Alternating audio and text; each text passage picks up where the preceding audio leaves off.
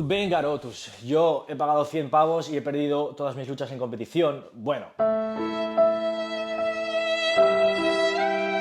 de eso sacaré un vídeo para decir lo que ha salido mal, todo eso. Bueno, es otro tema. Hoy vamos a hablar de un personaje místico, una persona que subió rápidamente en el mundo del grappling profesional, pero que también desapareció rápidamente. Y vamos a hablar de una persona que hizo algo que yo nunca hubiera pensado ser posible. Hoy vamos a hablar de Eddie Wolverine Lobezno Cummings.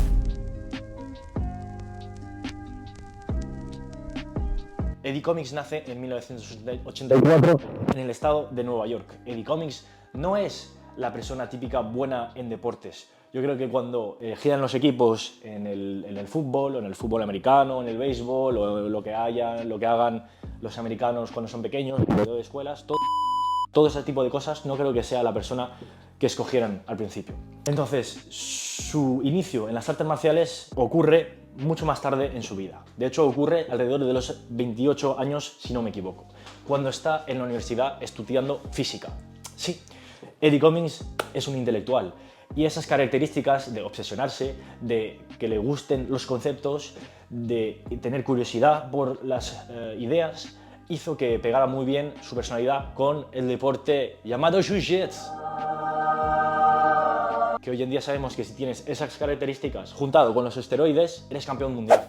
Entonces él se quitó la parte de los esteroides y se quedó con la parte intelectual. 3 años estuvo entrenando en un gimnasio hasta llegar al Blue Basement de Renzo Gracie. El Blue Basement es el nombre que se le da a la academia de Renzo Gracie, miembro de la familia Gracie, efectivamente, en Nueva York, donde daba las clases, empezó a dar las clases John Danaher, el calvo divino, el cual tendré que hacer un vídeo. Si ya seguís el canal sabéis un poco quién es, probablemente una de las mejores mentes pensantes del jiu-jitsu moderno. El destino hizo que se encontraran Eddie con John. Y estas dos personas tienen varias cosas en común, aparte, a lo mejor el hecho de ser unos psicópatas, pero eso es otro tema. Estaban obsesionados con el deporte y tenían un interés común en las llaves de pierna.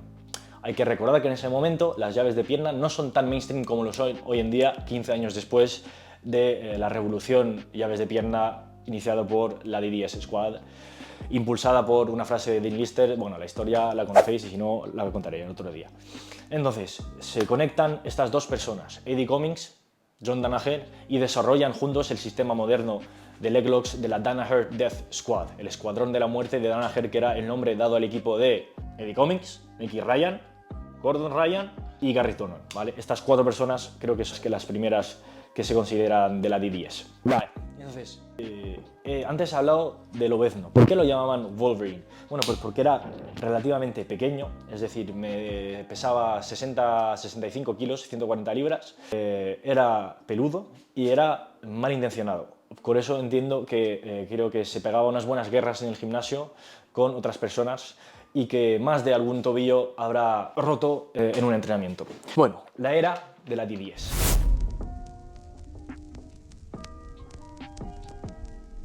Eddie Cummings se empieza a ganar en popularidad porque tiene una tasa alta de éxito en competiciones gracias a su sistema de llave de piernas. Entonces, gana el EBI 4, gana el EBI 7. Y ahora me diréis, ¿qué es el EBI? Bueno, el EBI era el Eddie Bravo Invitational, que era una competición que organizó Eddie Bravo, que es un fumado colega de Joe Rogan que se zumbó a uno de los Gracies y que es el dueño de 10th Planet, ¿vale? Un sistema, bueno, una escuela de jiu-jitsu que solo hace no-gi, o sea, perfecto, me parece una gran idea, a copiar, con nombres de posiciones súper raras y la Rubber Guard, la guardia goma, ¿vale? Pero bueno, entonces, la característica de esa competición es que solo se puede ganar por finalización, lo que correspondía exactamente con el estilo de Eddie Cummings, que tiene 80%, un 84% para ser precisos, de tasa de finalización en sus luchas. En el caso de no poder finalizar, pues se ponen en una posición especial y se cronometra el tiempo que tardan en salir o en finalizar a la otra persona. Un ejemplo mítico es el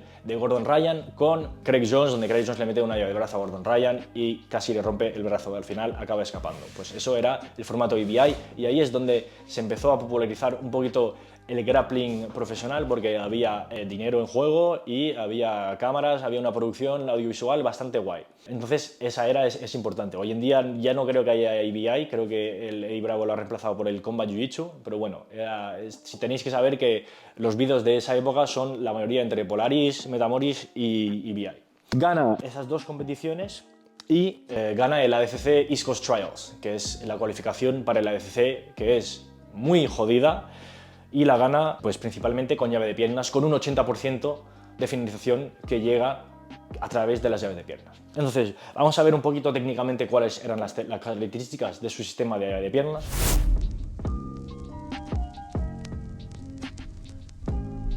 Bueno, pues Eddie Cummings entraba principalmente en posición Irimi Ashigarami, que es el single leg X, que es también Ashigarami, pero bueno, es la posición, digamos, principal para entrar a las llaves de piernas, y haré un vídeo, bueno, el seminario iba de esto, haré un vídeo sobre todas las llaves de piernas probablemente, que sacaré en mi plataforma, que sacaré en algún tiempo, ¿vale? Voy a intentar sacar el BJJ Fanatics en español, con precios españoles. Tiene que cerrar el estadio.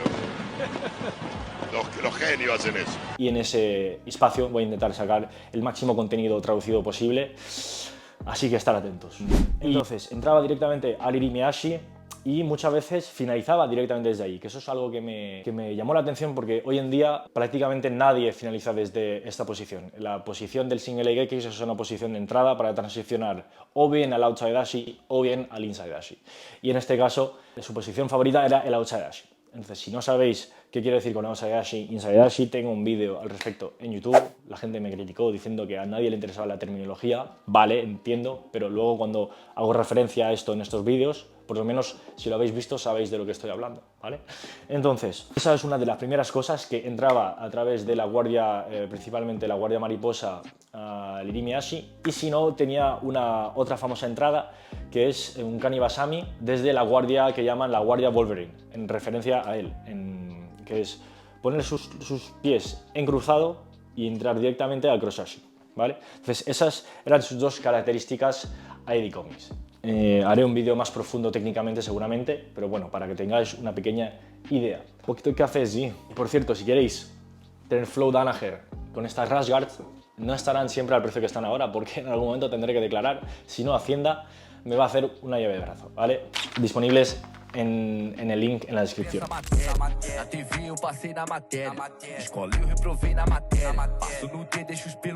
Entonces, si todo iba tan bien, ¿qué pasó para que desapareciera esta persona del panorama del grappling?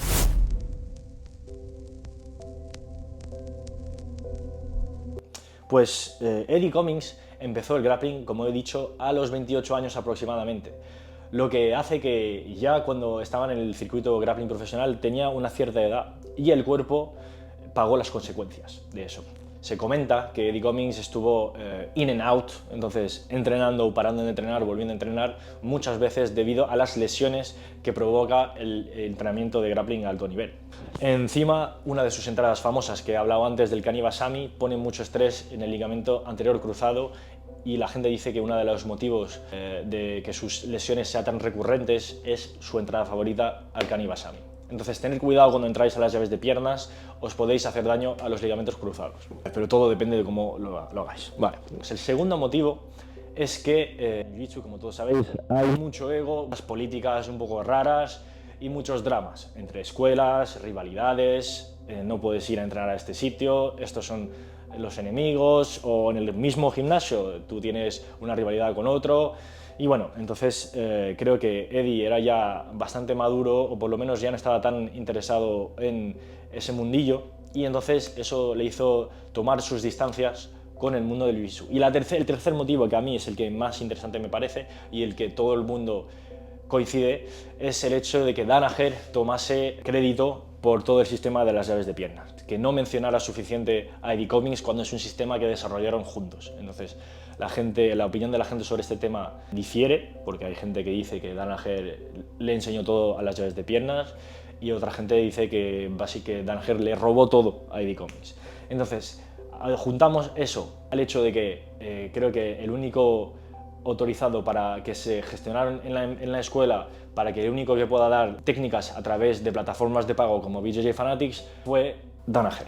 Danaher era el único autorizado para hacer instruccionales. Creo que eso también fue uno de los motivos de la separación de la D10, posteriormente cuando se fueron a Puerto Rico y tal. Entonces, Eddie Cummings lesionado hasta las pelotas de los dramas y de las políticas raras, Eddie Cummings hasta las pelotas de que no se le reconociera y que no se le diera crédito por las llaves de piernas.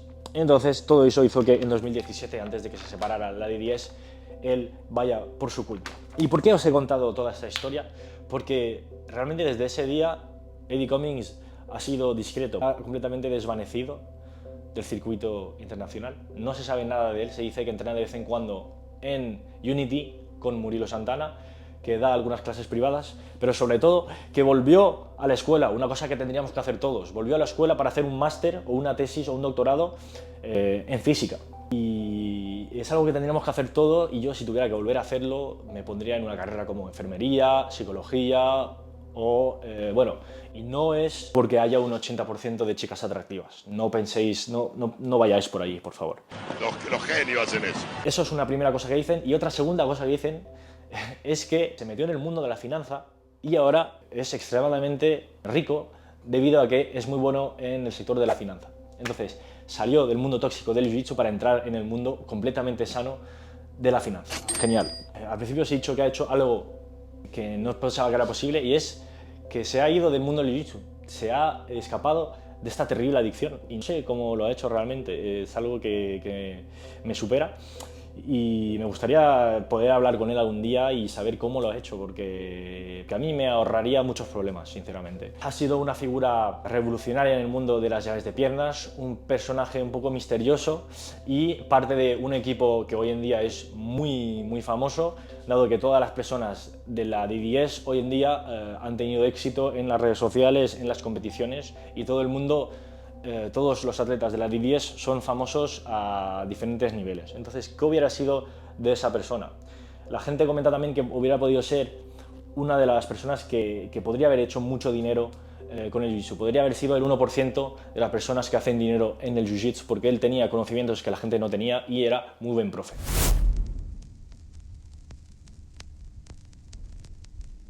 Entonces, no pierdo la esperanza que en algún momento vuelva.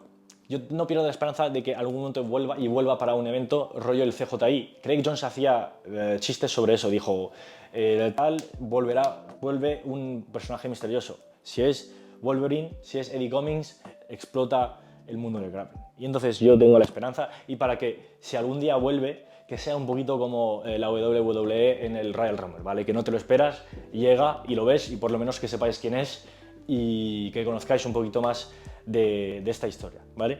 Espero que os haya gustado. Sacaré mi plataforma lo antes posible, tengo la Rasgars disponible, que voy a intentar sacar a LATAM también en cuanto la tenga, con los modelos de cada país. Gracias por haber estado conmigo. Spanish Jiu-Jitsu. Intentaré meterle caña a YouTube hasta llegar a los 100K. Spanish Jiu-Jitsu. C'est trop tard, je suis dans cette shit. C'est trop tard, je suis dans cette shit. C'est trop tard, je suis dans cette shit.